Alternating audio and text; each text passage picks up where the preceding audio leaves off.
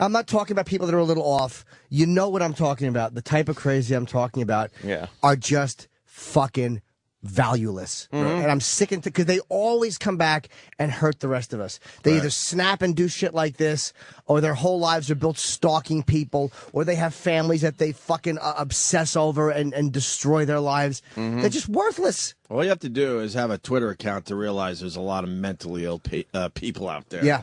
But they're not so crazy that they're not afraid of getting... Like, this kid was crazy. Right. But most of them know better, and they don't want to get caught, and they walk a certain line, so they're not that fucking crazy. Right. They're not that fucking nuts. Oh, right. There's a lot of degrees of crazy, obviously. This motherfucker. But that's crazy. That's the number one issue that is playing out here. This guy was fucking nuts. Fucking nuts. And I honestly believe, and it's terrible, but this is the truth. I honestly believe there is no surefire way to prevent these things from happening. We live in an imperfect world where we're organic beings. We're not digital. There's no on-off switches.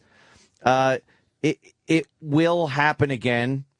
Well, one reason why this will happen again is because of all the awesome coverage this gets. Awesome coverage. Boy. You make a legend out of these people. I mean, when we were growing up, when you were fucking nuts and you were miserable and you were depressed and you lived not in the light, as Patrice used to say, you would go in your fucking basement and you would hang yourself. A lot of hangings.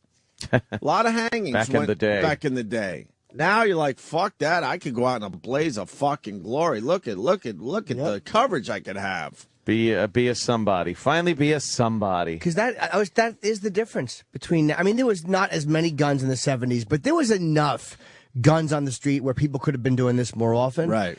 It's the media coverage. You didn't have 24... You didn't make anti-heroes or heroes even, because they're heroes to the people that want to do it. Right. Out of these shooters. And they know better. Yeah. And they still...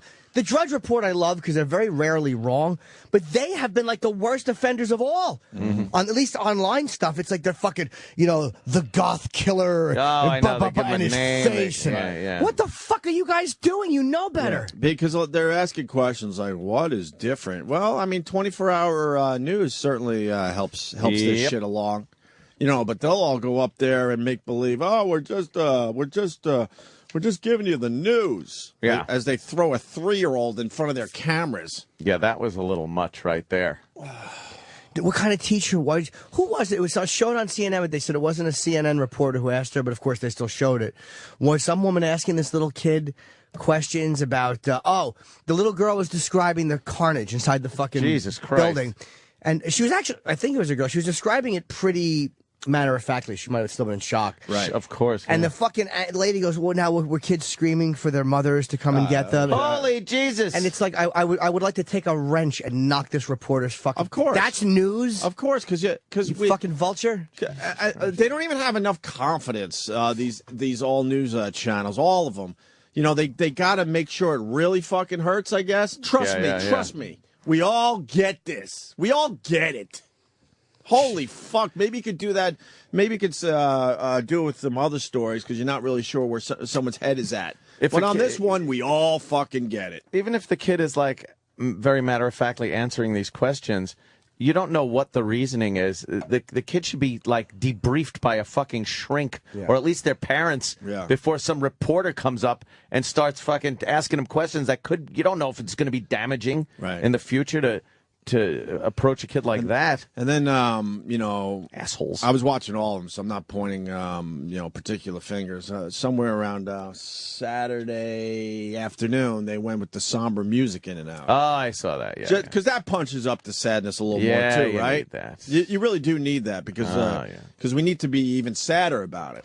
Because they're not sure we're really hurting by this news and this story. You just can't even fucking imagine what the hell kind of lunatic it takes to look at those kids and do that. And the thing is, when he shoots himself, there's like, at least with this dirtbag in Aurora, as much as he's hateable, you can look at him and think of driving it. There's a place to kind of mentally focus the fucking vitriol or vitriol. There's nobody here because he's dead. Yeah, which is almost. But you know what I would do? I would drag that asshole out of the courtroom in Aurora. You know, he gets to go into the courtroom every 2 months or so. I would drag him out onto the street and go, guess what? We're taking it out of you. Sorry. You did this as well. We're killing you today. What? Yeah, that's what we need to do. Sweeping changes. Drastic fucking changes. That's what we need to do. And cover it differently. They're not going to cover it differently. No, they're not. They're not, because if you decide to do the right thing, someone will pop up in your place. Because it's a weird thing, because as much as a lot of us get pissed off by the coverage, are we watching? Yep. We're all watching. We're all guilty. It's like they have a disaster or some kind of a template that they use on these news stations. Well, they could just pop in a program and go, oh, there's been a shooting. Let's use this as our thing, which is all the graphics, the music. Well, you've seen that famous video, right, where they go through the whole thing?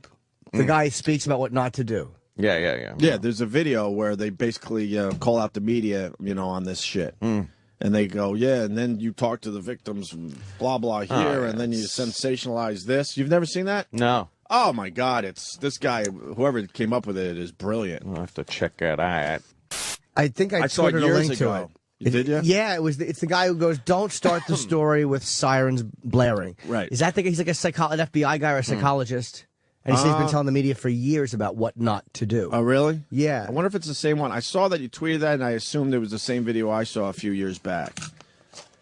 But I did that, I bashed the media in a tweet, and then fucking 10 minutes later, I turned on the TV and I was seeking out coverage, and I'm like, you know what? I'm a part of it because I do want to know more. There's a weird line there between the public wanting to know and you wanting to know, and how much is too much, and what's the right or wrong way to present it.